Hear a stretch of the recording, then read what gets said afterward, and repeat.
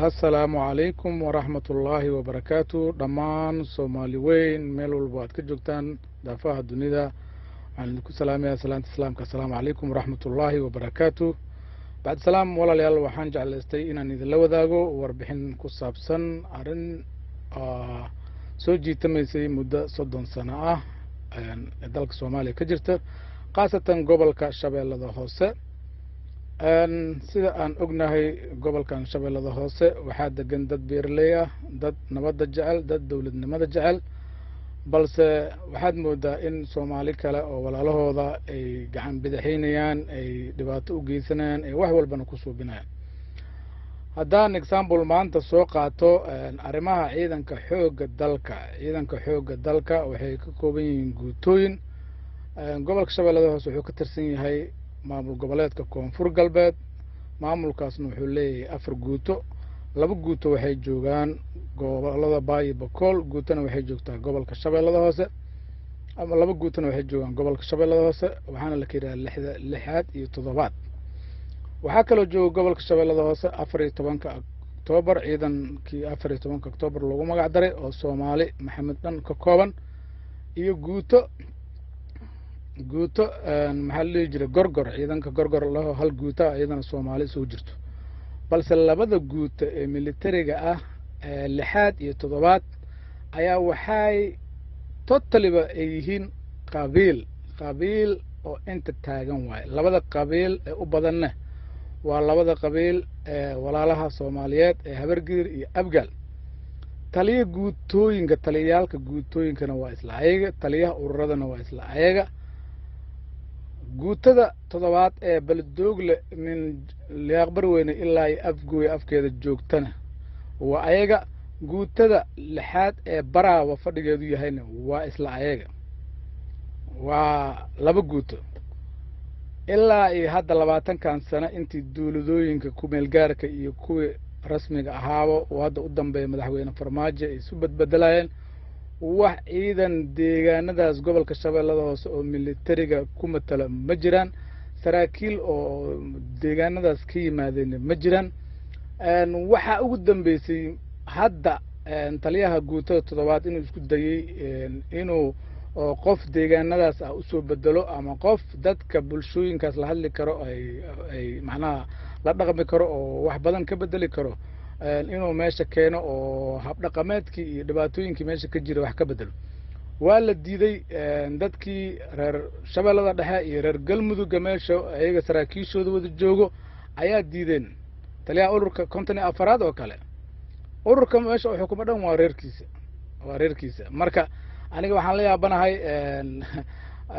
maxaa la jiray gudoomiyaha xisbiga Wadajir Abdiraxmaan Cabshakuur oo kale xamar markuu yimaado ciidanka waardiyana intay ka baxaan, marka waana mucaarad. dadkan xildhibaanadan koonfur galbeed ka soo jeeda oo kulligoodna muxaafidka oo dawladda Farmaajo taageersanne waxa ay ula xisaabtami la yihiin dawladda ay Farmaajo miiska u garaaci la yihiin, ay labadan guuto u weydiin la yihiin qaabkay qabiil ku noqdeen. ay 14 Oktoobar iyo guutada oo maxaa la jiray qoladan kale gorgor ay u noqdeen Soomaali inay weydiiyaan. hadda dadkii mucaaradka ahaa ayaa xaqooda dhacsanaya, waa ciidankooda meel ku og, wax saanadooda meel ku og u qaylinaya haddii qof laga bedelayo. war hal qof oo dadkan goboladan shabeellada hoose iyo koonfur galbeed degan waa la keeni lahayahay.